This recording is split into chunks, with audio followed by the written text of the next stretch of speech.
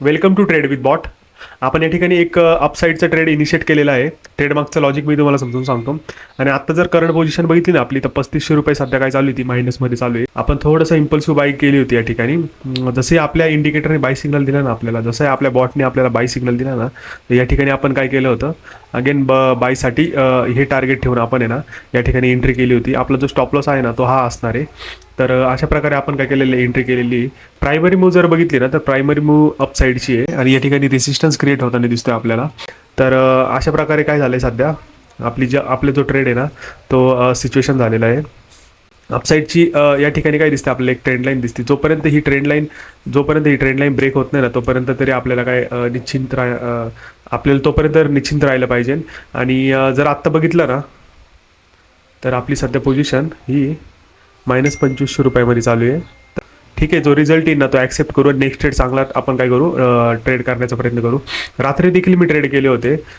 रात्री ट्रेड करताना मी थोडं जास्त क्वांटिटीत काम केलं होतं. तर अशा प्रकारे मी काय केलं होतं, 23,000 आणि 29,000 अगेन्स्ट ट्रेंड ज्यावेळेस बिटकॉईनचा फॉल आला होता ना, त्यावेळेस मी ट्रेड करत होतो रात्री 10च्या आसपास. टाईम बघितलं तर किती, 10:15, परत 10:34 आणि 10:40 अशा प्रकारचे शेवटचा ट्रेड होता ना, तो 69,000चा मी या ठिकाणी लॉक करू शकलो होतो. तर आत्ता जर बघतो ना, आपल्या अकाउंट साईडचं जवळजवळ 184 चालू आहे. अशा प्रकारे आपण या ठिकाणी काय करतोय, ट्रेड करतोय. 3,800 रुपये, 4,000 रुपये मायनस दिसतोय. कदाचित हा जो सपोर्ट जो आहे ना, हा सपोर्ट जर बिटकॉईननी ब्रेक केला ना, तर आपल्याला या ठिकाणी काय करावं लागणार आहे, आपला जो स्टॉप लॉस आहे ना तो घेऊन या ठिकाणी आपल्याला एक्झिट मारावं लागणार आहे. आणि तेच जर बघतोय ना, तर इंडियन मार्केट देखील अशाच प्रकारे ट्रेड होतं. इंडियन मार्केट देखील नेहमीप्रमाणे काय करत आहे, मॅन्युप्युलेशन करत आहे. या ठिकाणी निफ्टी ओपन झाली होती, त्याच्यानंतर विथिन 2-3 कॅन्डल काय झालं, डाऊन मूव्ह आली. त्याच्यानंतर या ठिकाणी साईडवेज झालं बऱ्यापैकी. निफ्टी आपल्याला या ठिकाणी बाय सिग्नल दिला, त्याच्यानंतर अपसाईडची मुवमेंट झाली. अगेन एक वन कॅन्डल मूव्ह झाली, त्याच्यानंतर ती वन कॅन्डल अगेन काय बायर्सने हाणून पाडली. त्याच्यानंतर बघतोय ना अपसाईडची थोडीशी मुवमेंट झाली.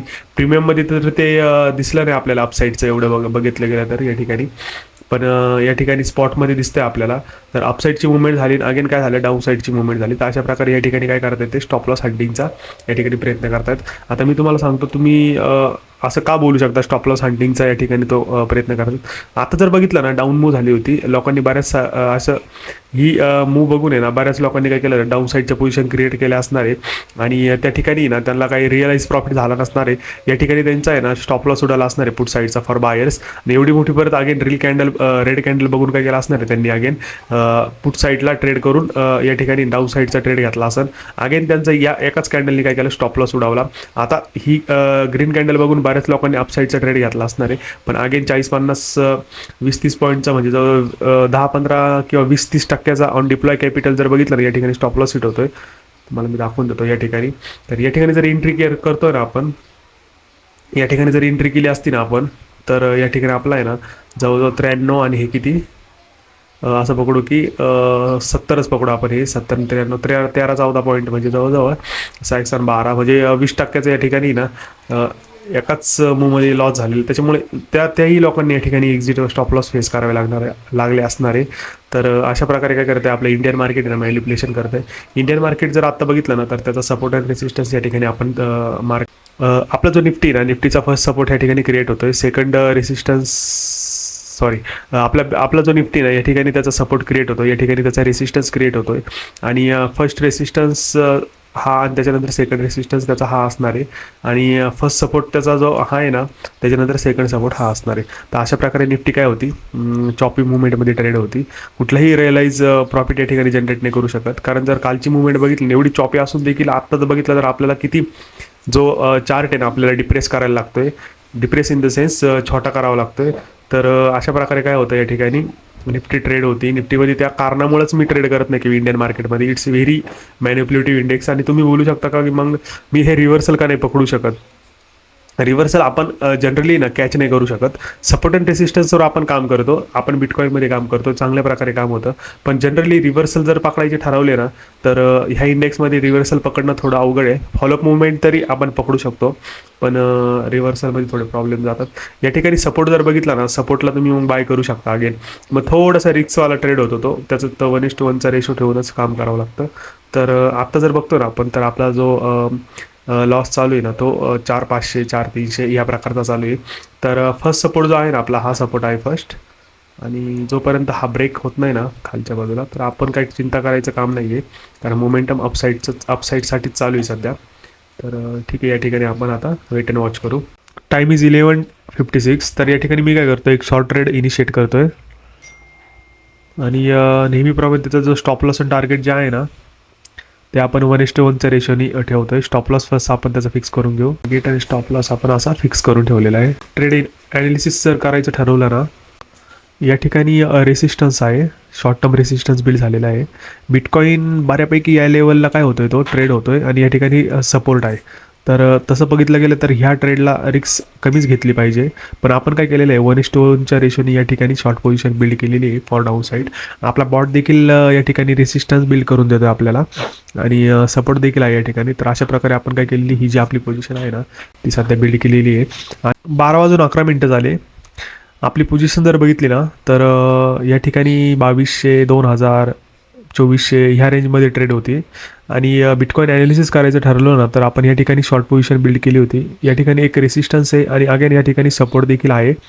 तर बिटकॉइनने या ठिकाणी जर सपोर्ट घेतला ना, तर आपल्याला या ठिकाणी काय करावं लागणार आहे, आपला जो ट्रेलिंग स्टॉप लॉस करतोय ना आपण आत्ता, तर तो आपल्याला काय करून हिट करून एक्झिट करावं लागणार आहे. अदरवाईज बिटकॉइन जर डाऊन साईडसाठी ट्रेड जर चांगला होत असेल ना, तर आपण डाऊन साईडसाठी काय करतोय, आपली जी पोझिशन आहे ना ती होल्ड करतोय आणि आपलं जेवढे टार्गेट आहे ना ते अचीव करण्याचा आपण या ठिकाणी पुरेपूर प्रयत्न करतोय. कारण की 1:1च्या रेशोने जर बघितलं ना, तर 8,000 रुपये स्टॉप लॉस होता आपला आणि 8,000 रुपये आपलं काय होतं, टार्गेट होतं. तर अशा प्रकारे आपण काय केलेलं आहे, 1:1च्या रेशोनी हे टार्गेट आणि स्टॉप लॉस ठेवण्यासाठी, हिट करण्यासाठी आपण काय करतोय, ट्रेड करतोय. तर सध्या जर बघितलं ना, तर हा रेसिस्टन्स जो आहे ना, तोच आपल्यासाठी हेडॅक आहे. आपल्या बॉटनी देखील आपल्याला काय केलं होतं, रेसिस्टन्स मार्क करून दिला होता. तर आपल्यासाठी रेसिस्टन्स हेडॅक नाही, तर आपल्यासाठी काय आहे, हा जो सपोर्ट आहे ना, तो सध्या हेडॅक म्हणून काम करतोय. या सपोर्टला जर खरंच रिअलमध्ये जर सपोर्ट घेतला ना बिटकॉइननी, तर कदाचित आपली जी पोझिशन आहे ना ती स्ट्रगल करू शकते या ठिकाणी. अदरवाईज मला कोणतीही हर्डल वाटत नाही डाऊन साईडला जाण्यासाठी, कारण की या ठिकाणी एवढं त्यांनी ट्राय मारलेले आहे ना, तर ते ट्राय सगळे त्याचे विफल झालेले आहे. अगेन मग एक डाऊन साईडचं एक लिक्विडिटीसाठी फास्ट मूव्ह आली पाहिजे. ऑलराईट, तर आत्ता वेळ होतोय 12:27. या ठिकाणी आपण एक ट्रेड इनिशिएट केला होता डाऊन साईडसाठी आणि आत्ता जर बघतोय ना, आपल्या या ठिकाणी टार्गेट हिट झालेलं आहे. जवळजवळ ह्या ट्रेडमध्ये आपण 8,000चा प्रॉफिट जनरेट करू शकलेलो आहे. मी तुम्हाला ते दाखवतो पण. तर काही कारणामुळं हा व्हिडिओ मी रेकॉर्ड करू नाही शकलो. तर जस्ट अ मिनिट. तर अशा प्रकारे काय झालेलं आहे, आपलं टार्गेट हिट झालेलं आहे. लास्ट ट्रेड जर बघतो ना आपण, तर हा लास्ट ट्रेड 8,000चा आपण काय केलेलं आहे, या ठिकाणी प्रॉफिट जनरेट केलेलं आहे. आणि आत्ता जर अकाउंट साईज बघतो ना, 1,92,391 ह्या लेवलला चालू आहे. तर आपण काय करतोय सध्या, आत्ताचा जो ट्रेडिंग सेशन आहे ना, तो सध्या क्लोज करतोय. आणि त्याचबरोबर जर बघितलं ना, तर या ठिकाणी रात्री देखील मी ट्रेडिंग केली होती. तर रात्री थोडीशी हाय क्वांटिटीनी ट्रेडिंग केली होती. तर तो व्हिडिओ तर मी आता टाकत नाही, कारण त्यात थोडीशी सायकोलॉजी मी ना सायकोलॉजिकली किंवा आपण बोलू शकतो की हाय रिक्स हाय रिवॉर्डचे ट्रेड इनिशिएट केले होते, कारण बिटकॉइन डाऊन साईडसाठी ट्रेड होत होता. तर ठीक आहे, मी आत्ताचे जे 2 ट्रेड आहे ना त्याची समरी टाकतोय. अशा प्रकारे आपण हा जो ट्रेडिंग सेशन आहे ना, तो सध्या काय क्लोज करतोय. तर आपलं अकाउंट साईज आहे ना 1,92,000वर सध्या चालू आहे. आपण 1,20,000वरून या ठिकाणी काय केलं होतं, सुरुवात केली होती. आणि ओव्हरऑल जर बघितलं ना, तर असा आपल्या या ठिकाणी परफॉर्मन्स असेल. तर या ठिकाणी आता मी काय करतोय, हा जो ट्रेडिंग सेशन आहे क्लोज करतोय. आपला जो व्हिडिओ आहे ना, तुमच्या मित्राला नक्की शेअर करा, इन्फॉर्मेटिव्ह असतो. त्याचबरोबर डेल्टा ट्रेडिंगमध्ये देखील मी ट्रेडिंग चालू केलेली आहे आणि इंडियन मार्केटमध्ये देखील मी हळूहळू ट्रेडिंग चालू करतोय. कारण की बघितलं ना, व्होलेटिलिटी खूप जास्त आणि असे ट्रॅपिंग असतात ना, त्याच्यामुळे मी ना मोस्ट ऑफ एक्सपायरीला ट्रेड नाही करत. पण स्टील आपला जो सेटअप आहे ना, त्या सेटअपनुसारच मी ट्रेड घेण्याचा प्रयत्न करणार आहे. आणि लवकरच आपल्याला ॲप देखील येतं आहे. तर अशा प्रकारे आपण काय करतो, हा ट्रेडिंग सेशन क्लोज करतोय. त्याच्यामुळे आपला जो व्हिडिओ आहे ना, यूट्यूबचा व्हिडिओ, तुमच्या मित्रांना नक्की शेअर करा. त्यांनाही या गोष्टीची किंवा लाईव्ह ट्रेडिंगची हेल्प झाली पाहिजे, सायकोलॉजी त्यांनाही समजली पाहिजे, ट्रेडिंग करताना कशी पाहिजे, मार्टिंगल कसं वापरलं पाहिजे. तर हा व्हिडिओ नक्की लाईक करा आणि कमेंट देखील करा. तर अशा प्रकारे आपण हा ट्रेडिंग सेशन काय करतोय, क्लोज करतोय.